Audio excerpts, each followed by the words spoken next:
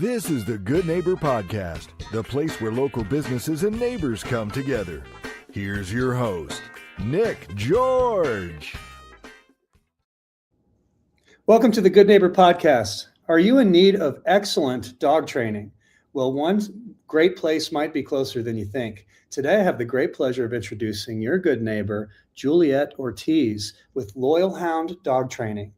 Juliet, how's it going? It's going great, Nick. I'm so grateful for the opportunity to be on here. Thank you guys for featuring me. Thank you. Tell us all about Loyal Hound Dog Training. So I started volunteering with a rescue back in Boston, Massachusetts in about 2011. I've always had a love for dogs and people. I'm fascinated by behavior. I'm fascinated by the human-canine bond. And it just all evolved very naturally. I started volunteering with some local rescues out there. And as my passion really picked up and I realized I had a knack for it, I decided I really wanted to lean into it and become a master. So I started investing in my craft and I shadowed and apprenticed with some of the best dog trainers in the country and in the region. And I'm very, very proud of the programs we've designed. We work with some really, really challenging reactivity and aggression cases. And we also specialize in on and off leash obedience. So if you have a dog that just needs basic help with recall or walking on a leash or understanding how to act when people come over, your dog does not have to bite for you to hire us. But if your dog does bite, we're not scared. Bring them. We'll turn them around. Nice. I think there's probably some people out there that cringe at the idea of off-leash obedience. You know, the people don't even like dogs off the leash anymore. It's like you're rebelling if you do that. That's awesome. What are some myths or misconceptions in your industry? That's a really good question, Nick. I think that there's this idea that if you pay a lot of money and send a dog away to a trainer for a boot camp or a board and train, they're going to come back programmed like a computer. And the message that I really try to share with my clients and with the people that hire me is that dog training is not something that you do with your dog for a little bit and then you stop. Dog training is a lifestyle. It's a way of communicating and a way of setting boundaries and expectations in a very consistent way. I think there's actually a lot of parallels between training your dog and the way we set boundaries and have relationships with people in our life and communicate with people as well. So obviously dog psychology is different. And I think that's where a lot of my clients struggle. That's where I kind of act as the diplomat and the translator. But I really think that through line of setting consistent boundaries and expectations and making sure that needs and drives are fulfilled and that you're advocating for your dog in a way that's consistent and a lifestyle. I think that's the biggest misconception, is that you do that for a little bit during training sessions and then you stop. But that's not how working with an animal and having a relationship with a living being works. It's a lifestyle that you adopt.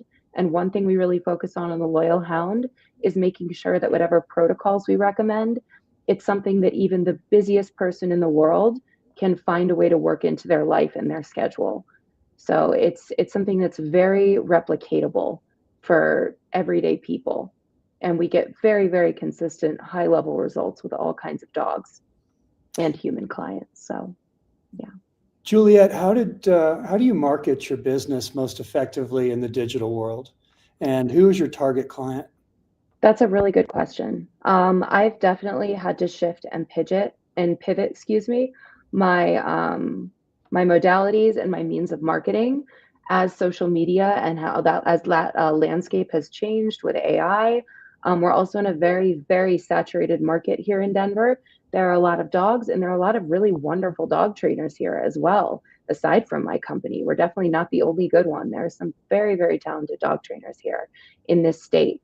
So I think what has really helped me stand out is being as direct. I always say clear is kind. I focus way more on being kind more than being nice. My clients know this, but being very authentic and direct about what I expect from my clients, what realistically I think is possible with the dogs that come to us. I'm very transparent about pricing, what I think is going to be possible, what your dog is and is not going to be able to do after training. And I think that really coming off that directly on the front end, well, I think that does turn some people off. For me, it's really gotten me the most incredible, dedicated clients. And 50% of my success as a trainer and as a business owner is having the quality of clients that we have who are open to all that. So that was kind of a roundabout way of answering your question.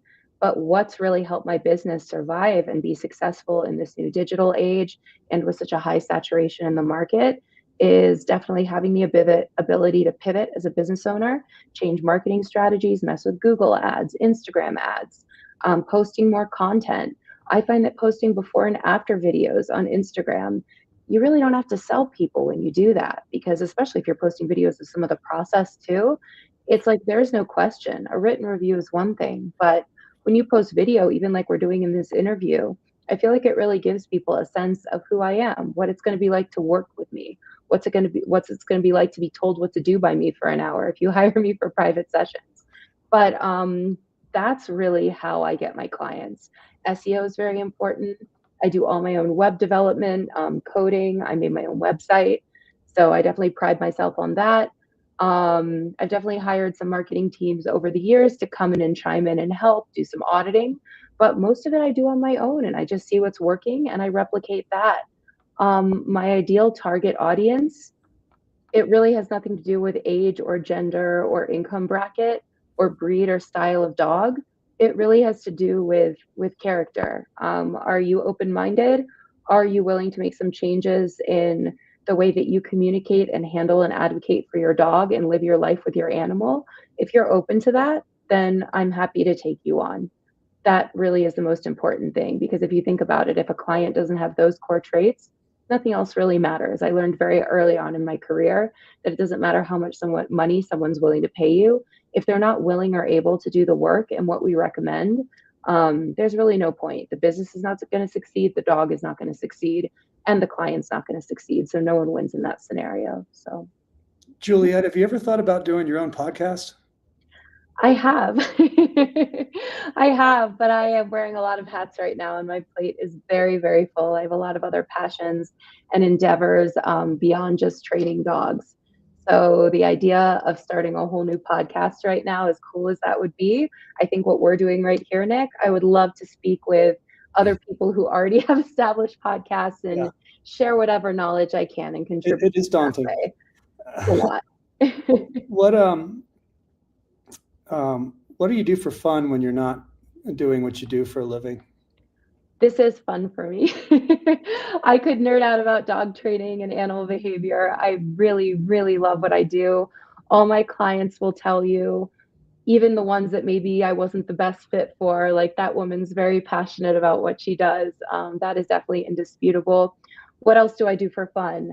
I'm an entrepreneur by spirit. I actually just started a second company, which I just got my EIN for in the mail. So that's exciting. I'm not telling anyone the name of it yet, though. So y'all are going to have to wait. But I actually just started a second company. So that's really exciting. I also am actually a professional signed runway model with Cathexis Talent here in Denver. So I actually just got to walk New York Fashion Week last September. So I kind of live a double life. One life I'm like Zoolander, and another life I'm wrangling, biting dogs. So, but the dichotomy and the contrast of it is very cool. It adds a lot of richness to my life. I get to be very kind of soft and feminine in one world, and then I have to kind of take charge and be a leader in the other. So I really like the diversity of my life right now. I'm also an endurance athlete. I'm very big into fitness. I'm a big proponent of the carnivore diet that changed my life. So fitness, longevity, biohacking. I run ultra marathons. I've done about 6 or 7 50Ks here in Colorado. So those distance trail ultras are my thing. So nature, dogs, fitness, and fashion and beauty. Those are my passions. Wow. Just the idea of a 50K makes my knees hurt. I can do about 7 or 8 miles, and not for everyone. It's rough. But 50, I've only known a few people that can do that. It takes a different type of soul to be able to overcome that type of adversity presenting itself constantly.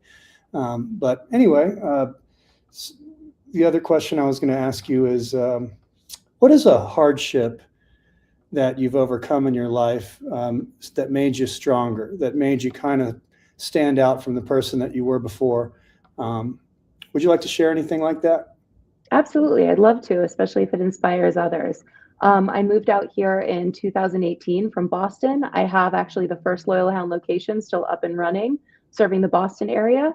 So that's exciting. If you're in Boston or you know anyone in Boston, Eddie and Jay, who run that location, are wizards. Just the loyalhound.com. That's my first location.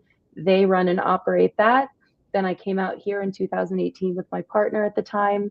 I was tired of the cold and the gray. Boston's an incredible city. Shout out to Boston. But I couldn't do the gray and the cold and the winters anymore. I'm way, way happier out here. So I would say, I don't really want to say a hardship, but something that was really challenging was just starting a whole new life and a whole new second business in another state, in another city, just dealing with regulations and licensing and SEO and just getting that up and running. That was a huge endeavor, but I think I'm built for it. I've worked for myself since 2011.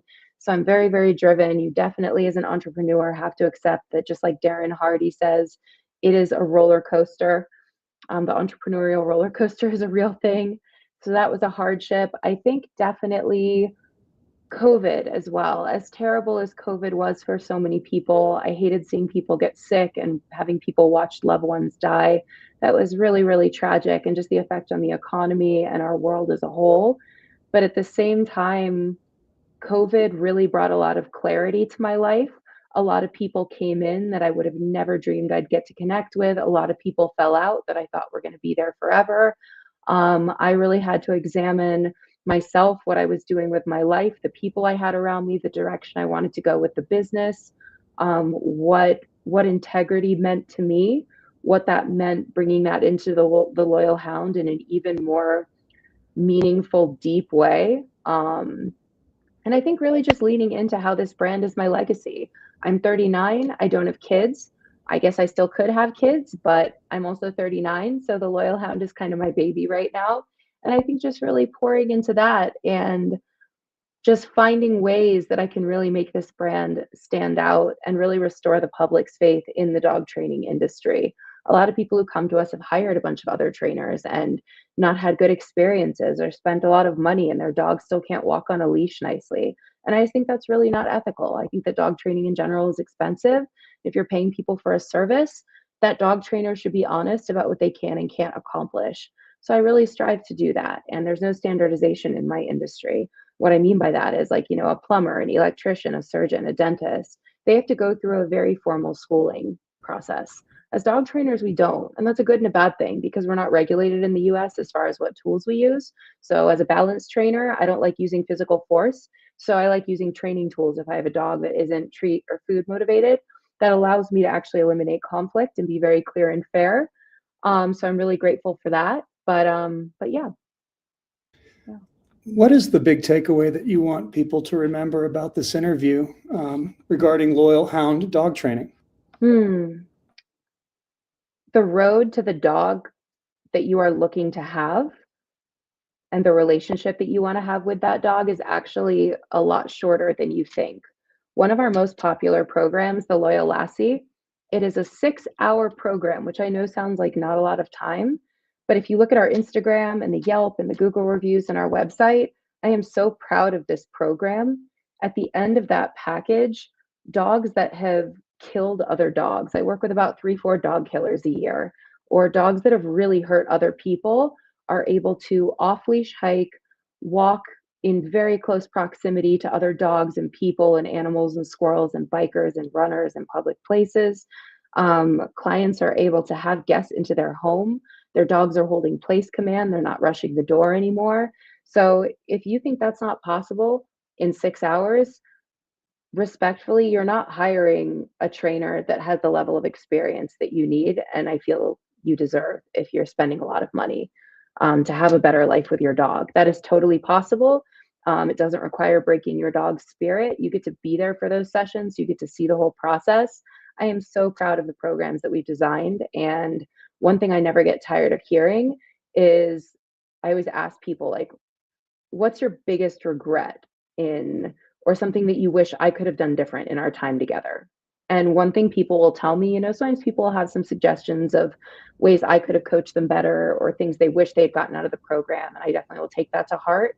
But one thing I hear is a through line that never gets old, and I've been training dogs over 13, 14 years now, is people will say to us, I just wish that I had bit the bullet and hired you sooner and just spent this money sooner. And I'm not saying that as like a marketing ploy. I think that our before and after videos speak for themselves. But if you have a dog that's making your world like this big, you can change that a lot quicker than you think. And the dog, the public, and you benefits from that. It's not just about the dog. So everyone wins. Juliet Ortiz, please tell us, the public, what are all the ways that they can find you online, social media, website, and a phone number if that still works? Yes, sir. So our website out here in Colorado, it's just www.theloyalhoundcolorado.com. Our Instagram is just theloyalhound_dog training. Very easy to find. All the other links that you could possibly need, you can find from those 2 pages. The website really gives you a sense of my background, FAQs, who I am, different packages and pricing. The Instagram is best to get a sense of who I am, what I'm like. If you didn't get that from this interview, I'm definitely a pretty direct, intense person. And it also is going to show you some before and after results, which I think is really the best selling point. You don't have to guess what to expect if we work together. So, oh, and then my phone number. That would be 720-392-3663. That's our business line. So hope to work with you guys and your dogs, whether you're in Fort Collins, Boulder, Colorado Springs. I get clients from Aspen, Wyoming, Montana, Santa Fe, New Mexico. We get people coming from all over the place, and we're grateful for that. So thank you for supporting us. Well, Juliet, we really appreciate you being on the show, and we definitely wish you and Loyal Hound Dog Training the very best moving forward. Thank you so much for having me, Nick. Thank you for listening to the Good Neighbor Podcast. To nominate your favorite local businesses to be featured on the show, go to gnpfortcollins.com. That's gnpfortcollins.com. Or call 970-438-0825.